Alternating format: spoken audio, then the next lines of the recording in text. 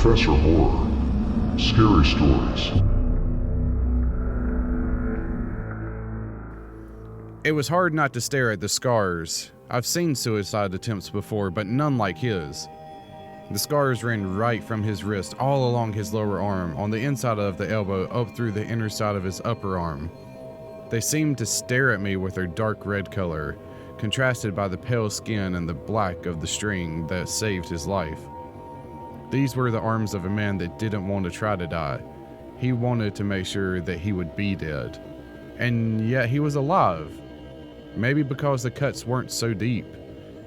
Because the scissors had been too dull. Archer, I said his name carefully, as if my words could destroy him more. Why did you do that to yourself? He smiled back at me, grinning while I asked why he killed himself, without even a hint of irony. Because I couldn't take it anymore. Because I didn't want the pain anymore. Because I had forgotten what it was like to live without pain. For a young man that had tried to kill himself a few weeks earlier, he was far too happy. I don't even remember how it started. I was just normal, doing sports, meeting friends, and finishing school. But then this thing came and I kept waking up the same way every day. Archer was clenching his fists, dangerously stretching the string that was holding his life together. It must have been half a year ago, or maybe even a year. It was so hard to keep track. I remember it was a Thursday, definitely a Thursday, but I'm not even sure which month. I think the first time I just woke up normally, like I always used to. I rolled over, hit the snooze button, and slept for another 5 minutes. I always did that at least twice. When I finally managed to get out of bed, I stumbled out of my room into the bathroom, and that's when I heard the noise. Even as he was talking, I could see the fear in his face. It sounded like a crash, like something breaking. I heard my family screaming, so I grabbed my towel and ran downstairs. But they just didn't stop screaming, and they were loud, banging noises. I nearly tripped when I was half down the stairs when I saw the man raising the axe, and then the axe cutting through my brother's neck. I heard Jonathan scream, and then it suddenly stopped. It just stopped, and his head rolled over to the side. And then, said Archer, he turned to me. Archer looked towards his feet. I was frozen from fear. I mean, there was a guy that just killed my brother, and I think Jonathan's head was still moving, and he turned to me. I recovered when he was getting to the stairs, and I was making my first step, but then I already felt the pain in my leg. I can't even describe how much that hurt. And it didn't stop there. I fell on the stairs, heard my mom scream from somewhere downstairs, and then he smashed the axe right in my chest. Archer held his hands towards his heart. I heard my own ribs crack. So you're telling me you died? He shook his head, then he nodded.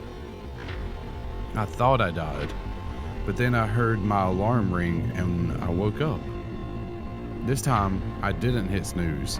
I jumped straight out of bed and into the bathroom and checked my whole body. I was just so relieved I was whole. I stared at my bare chest, stroked the area where the axe had hit me. I remembered feeling the pain, hearing the noises, seeing Jonathan's head roll, but I thought it was all some strangely realistic nightmare. And then I heard the crashing sound again. It sounded like a door being kicked in. Archer ran downstairs to see his terrified family, his mother and father, his sister Eleanor, and his brother Jonathan, running to the back of the room. When he was down the stairs, he saw the men dressed in all black, saw how they broke through the door and ran inside. He tried to run, but the heavy axe was faster, cutting through his spine and throwing him towards the floor. I didn't even scream. I was too shocked to scream. And they just pulled the axe back out and ran towards my family. I can never forget the way Eleanor screamed, or how the axe cut through my mom's arm and chest. I didn't see how my dad died, but I saw his body on the floor, the blood slowly running out. I saw them rape Eleanor. That's the last thing I remember, how she screamed and begged them to stop. Archer had started to pull on the string on his left arm. I quickly stopped him. So you're telling me you had another nightmare? Archer shook his head. No, I'm saying I died a second time, and again, I woke up in my bed. I raised my eyebrows, but Archer seemed not to see it. or maybe he didn't care. The third time I woke up, I couldn't even stop myself. I checked my arms and legs, breathed for a moment, and then I ran downstairs. Eleanor and Jonathan and Mom were sitting there, and I nearly cried, and my dad came from the kitchen and made some snappy remark on the lines of, "Oh, awake so early?" But I didn't even hear that. I just hugged him. I just needed to hug him. And then I ran to the kitchen and grabbed 2 knives and ran back in the living room. Archer laughed for a moment. My family thought I had gone nuts, but I wasn't nuts. I just saw and felt them die, not just once, but twice. They tried to talk me into putting the knives down, but I refused, and just when my dad was getting worried and then angry, in that very moment I heard the sound again, louder than before, someone thrashing against the door. He grinned. I think my dad understood right away that something was up. He grabbed the bread knife from the table and stood next to me, and my mom ran to the phone, but by the time she had dialed, they were already inside running towards us. I tried to stab the first one that came in, but he kicked me in the stomach, and when I fell to the floor, he jumped on me. I saw black, and the only thing I heard was screams and axes crashing against tables and walls and bodies, and then it got silent. There were footsteps coming closer towards me, and heavy breathing.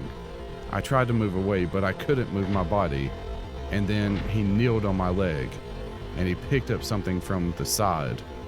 Somebody else stood on one of my other arms, and I howled from the pain. But I only realized what I had picked up when the knife pushed through my stomach.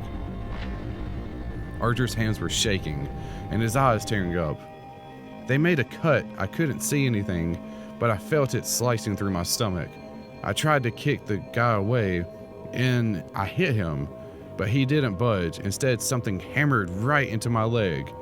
I screamed from the pain, but straight away, this tickling started in my abdomen. Then it started to feel hot and then incredibly painful. I choked up when I realized that he was pulling out my intestines. Then it got stuck somehow, and he got it from my leg. He made a step, and I could feel the sudden pull and the pain of something being ripped. And then I must have died. And the only reason I say I must have died is because I heard my alarm again. He wiped the sweat from his forehead. I just don't understand. I don't understand what it was. But after the 5th or 6th time, I was sure it wasn't just my imagination. This was all too real and too painful. And no matter what rationalization I tried, it was just too long for a dream. The 6th or 7th night after I saw my mom getting raped, I just tried to stay in bed. I unplugged my alarm and stayed in bed, hoping that it would all just end. And I think it took a bit longer. It really seemed to take longer for them to come. But then I heard the thrashing and screaming. The screams of my mom and sisters stopped abruptly, but my dad kept screaming. I heard him begging them to stop. He even called my name. Archer bit his lips. Then there were steps on the stairs, and I tried to run into my wardrobe, but 2 of them came in, and even as I kicked, they grabbed me and threw me back in the bed. Another 2 came and threw my dad inside the room on the floor. He was bleeding all across his face and back, and then they ripped his pants off, and they raped him too, right in front of me. They raped him too, and I was too terrified to move. I just sat there watching as my dad screamed for help and begged for them to stop, but they kept at it, one after the other, opening the pants and... Archer choked on his own words. And they all did it, and the others were always staring at me. It was as if they enjoyed the fear and pain I felt. Finally, I don't even know if it was the 3rd or the 4th one. Finally, I jumped up and tried to attack the guy that was violating my dad. But instead, they kicked me down, and they held my head down on the floor, and they made me watch as they hacked off my dad's arm, and then part of his back, and then his head. They even kept chopping his body long after he stopped moving. And Archer gagged. Then they fed me a piece. They forced it into my mouth, and I couldn't move. Then I started to suffocate and coughed, and suddenly it was gone. I ate a piece of my dad. They just laughed. They laughed, and even as I was lying there sobbing, I remember that the worst of it all was the way they laughed. It was so normal, like laughter you normally hear on the street or in the elevator or at a party. They laughed as if someone had told a good joke, and then the axe hit my face. When I woke up, I tried to run away. I just jumped out the window. I think I even sprained my ankle and ran, but they got me within seconds. They hacked off my arms, and then after they broke the door, they threw me inside. I'll never forget the look in my mom's eyes when she saw me. And then I heard Jonathan and Eleanor and my mom and dad scream. Then the scream stopped, and one of them stepped in front of me. He was holding my mom's hair and her head was dangling down front it. And he started beating me with my mom's head. He smashed it against my chest and my crotch, and I was nearly happy when he finally started to beat it against my head, when I knew that I would die. The next time I woke up, I just cried.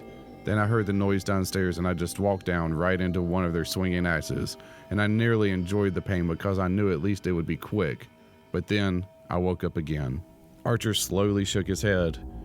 I tried everything. I tried running out, calling the police, shouting for the neighbors, building weapons. Hell, I even tried squirting shampoo in their eyes and pouring soapy water on the floor.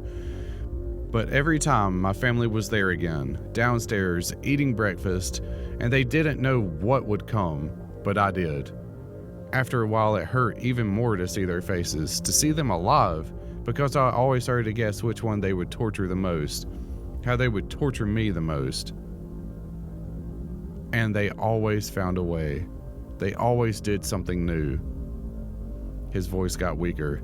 You know, the more smart I tried to be and the more things I tried, the more horrible things they made me watch.